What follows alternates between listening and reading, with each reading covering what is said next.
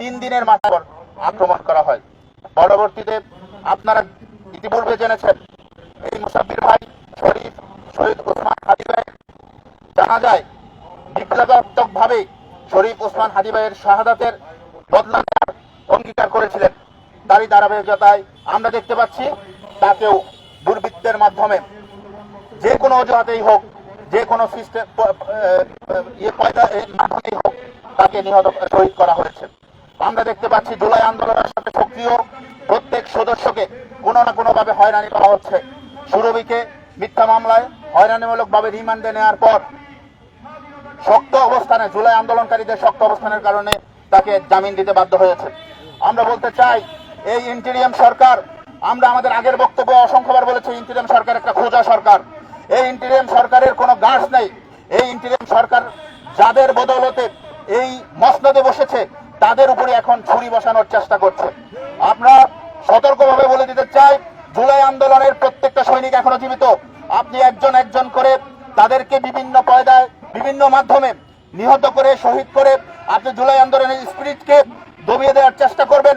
আর আমরা এখানে বসে বসে আমরা আপনাদের চিত্র দেখব, আপনাদের অবহেলা অবজ্ঞা এবং ব্যর্থতা দেখব। সেই সন্তান আমরা নয়। আমাদের মধ্যে তরতাজা জুলাইয়ের স্পিরিট এবং তরতাজা জুলাইয়ের রক্ত এখনো বহমান। আমরা সাবধান করে দিতে চাই মুসাব্বিরের হত্যার পিছনে যারা জড়িত এবং যে চক্রান্তের সাথে এটা একটা দীর্ঘমেয়াদী চক্রান্তের অংশ বলে আমরা মনে করি, সেই অংশে যারা জড়িত প্রত্যেককে খুঁজে বের করে আইনের আওতায় এনে এই হত্যার বিরুদ্ধে শাস্তিমূলক ব্যবস্থা গ্রহণ করতে হবে। শহীদ শরীফ ওসমান হাদি ভাইয়ের হত্যার পিছনে যারা জড়িত যাদের নাম এসেছে তাদেরকে অতি শীঘ্রই গ্রেফতার করে আইনের আওতায় আনতে হবে। ধন্যবাদ জানাচ্ছি আমাদের ঢাকা মহানগরী দক্ষিণ আপ বাংলাদেশকে এবং সকল নেতৃবৃন্দকে ধন্যবাদ জানাই, সাংবাদিক ভাইদেরকে ধন্যবাদ জানিয়ে আমার বক্তব্য শেষ করছি। আসসালামু আলাইকুম।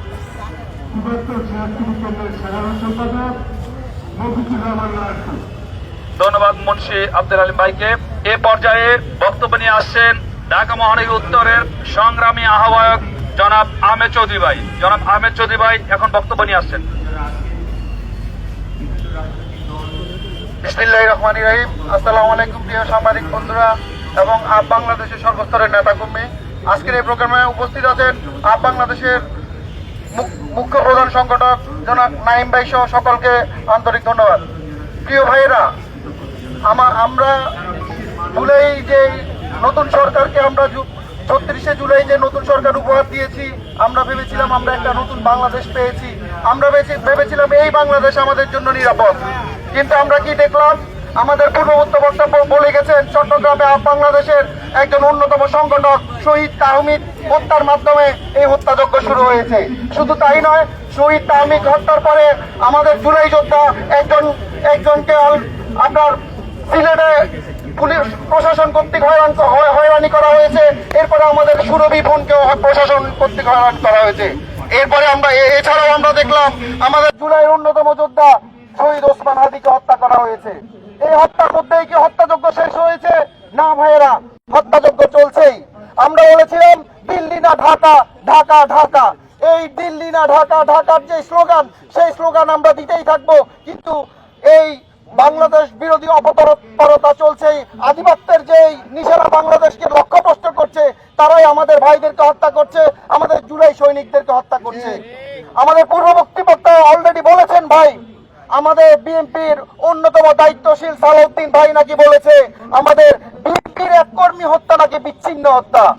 আমরা বিএনপি সহ তারেক রহমান সহ সবাইকে নির্লজ্জভাবে বলতে চাই, এইরকম নিজের দলের একজন কর্মী যখন হত্যা হয়, সেই হত্যাকে যখন বিচ্ছিন্ন হয়, আসলে হত্যাকে হত্যাযোগ্য করে তোলারই কঠিন উপায়। আমরা বলতে চাই এই ভারতীয় আধিপত্যবাদের যে অভিশংসন বাংলাদেশে চলছে, এই বিচ্ছিন্ন হত্যা কথা বলার মাধ্যমে এই আধিপত্যবাদ বাংলাদেশে বজায় রাখছে। কিন্তু আপনারা ভাববেন না আমাদের ১ জুলাই কর্মীকে হত্যার মাধ্যমে আপনারা মনে করবেন না যে বাংলাদেশে আধিপত্যবাদ চলবে। যে ৩৬শে জুলাইতে আমরা আধিপত্যবাদের বিরুদ্ধে লড়তে শিখেছি, আপ বাংলাদেশ ইউনাইটেড বাংলাদেশের একটা কর্মী বেঁচে থাকা অবস্থায় এই সংগ্রাম চলবেই। ভারতীয় আধিপত্যবাদের বিরুদ্ধে আমাদের যে সংগ্রাম, এই সংগ্রাম চলবেই। পরিশেষে আমি আবারও বলতে চাই, আমাদের বিএনপি স্বেচ্ছাসেবক দলের সাবেক যে সাধারণ সম্পাদক আমাদের মুদাচ্ছির ভাই হত্যা হয়েছে, হত্যার বিচারের দাবিতে আজকের এই সংগ্রাম চলবে এবং আমরা প্রশাসনের কাছে অতি দ্রুত এই হত্যাকারীদের আইনের আওতায় আনার জোর দাবি জানাচ্ছি। আপ বাংলাদেশ জিন্দাবাদ, ইউনাইটেড পিপল বাংলাদেশ জিন্দাবাদ। সম্মানিত সভাপতি এবং ইউনাইটেড পিপলস বাংলাদেশ আপ বাংলাদেশ ঢাকা মহানগর দক্ষিণের সম্মানিত আহ্বায়ক জনাব জসিমউদ্দিন ভাই। আজকের বিক্ষোভ সমাবেশের উপস্থিত সম্মানিত প্রধান অতিথি, উপস্থিত বিভিন্ন পর্যায়ের নেতাকর্মী এবং আমার সামনে উপস্থিত সম্মানিত সাংবাদিক ভাইরা, আসসালামু আলাইকুম রহমতুল্লাহ। আমরা অত্যন্ত ব্যথিত এবং লজ্জা নিয়ে বারবার এই রাজপথে দাঁড়াতে হচ্ছে। জুলাই পরবর্তী বাংলাদেশে একটা খুনের হত্যার বিচারের জন্য আমাদেরকে এই রাস্তায় দাঁড়িয়ে প্রতিবাদ এবং বিক্ষোভ মিছিল করতে হবে, এটা আমরা চিন্তাও করতে পারিনি। সম্মানিত উপস্থিতি, আপনারা দেখেছেন এই ইন্টারিম সরকার ক্ষমতায় আসার পর আইন শৃঙ্খলার উন্নতি করার জন্য দৃশ্যত কোনো পদক্ষেপ নেয় নাই। আপনারা দেখেছেন বাংলাদেশে আলোচিত ধর্ষণের বিচার হয় নাই, হত্যার বিচার হয় নাই। সবশেষে সবচেয়ে আলোচিত আমাদের হাজী ভাই হত্যার বিচার আজকে এখন পর্যন্ত এটার কোনো সমাধান হয় নাই। আপনারা এর মাধ্যমে আরো দেখবেন তফসিল ঘোষণা হয়েছে, আজকে 1 মাসের উপরে হয়ে গেল, তফসিল ঘোষণা হয়ে গেছে। আজ অবধি আমরা দেখতেছি না অবৈধ অস্ত্র উদ্ধারের যে অভিযান, দৃশ্যত কোনো অভিযান আমি দেখতেছি না। আমি আমার এলাকায় দেখি না যে অবৈধ অস্ত্র উদ্ধারের জন্য আইন শৃঙ্খলা বাহিনীর কোনো তৎপরতা।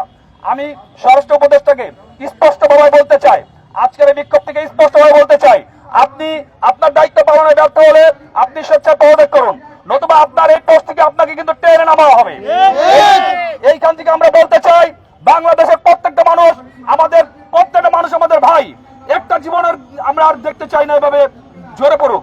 আপনারা দেখেছেন সীমান্তে যে ভারত আমাদের বাংলাদেশি নাগরিকদেরকে হত্যা করেছে, তারও কোনো সুষ্ঠু প্রতিবাদ এবং বিচার আমরা দেখছি না। সরকারও নির্লিপ্ত এবং আমাদের বৃহৎ রাজনৈতিক দলগুলো একেবারে উদাসীন, তারা শুধুমাত্র নির্বাচন নিয়ে ব্যস্ত আছে। আর ভাই, নির্বাচন যদি আইন শৃঙ্খলা পরিস্থিতি ঠিক না হয়, জনগণের জানমালের নিরাপত্তা যদি নিশ্চিত না হয়, সেই নির্বাচনে মানুষ ভোট দিবে কিভাবে? এই বাংলাদেশ দিয়ে আমরা কি করব? আজকে আমি এই বিক্ষোভ সমাবেশের মাধ্যমে স্বরাষ্ট্র উপদেষ্টাকে আবার আমি হুঁশিয়ারি জানাচ্ছি, সেই সাথে প্রধান উপদেষ্টাকে আমি বলবো, আসুন 24 ঘন্টার মধ্যে এই বিষয়ে দ্রুত পদক্ষেপ নিতে। স্বরাষ্ট্র মন্ত্রণালয় সহ পুরো আইন শৃঙ্খলা বাহিনীকে ঢেলে সাজিয়ে আমরা দৃশ্যত অ্যাকশন দেখতে চাই। সকলকে ধন্যবাদ জানিয়ে আমি আমার কথা শেষ করছি। এ পর্যায়ে আমাদের আজকের বিক্ষোভ এবং প্রতিবাদ সমাবেশের সম্মানিত প্রধান অতিথি, আপ বাংলাদেশের সংগ্রামী নেতা জনাব আমাদের প্রধান সংগঠক জনাব নাইম আহমেদ ভাই বক্তব্য নিয়ে আসছেন আমাদের প্রধান সংগঠক জনাব নাইম আহমেদ ভাই।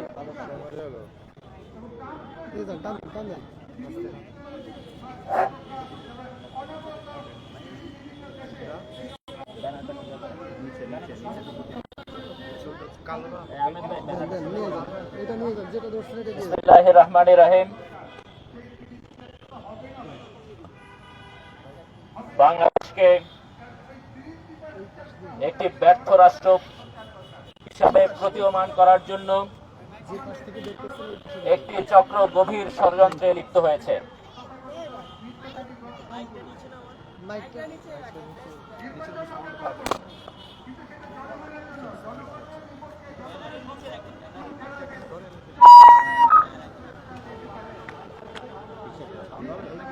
হ্যালো,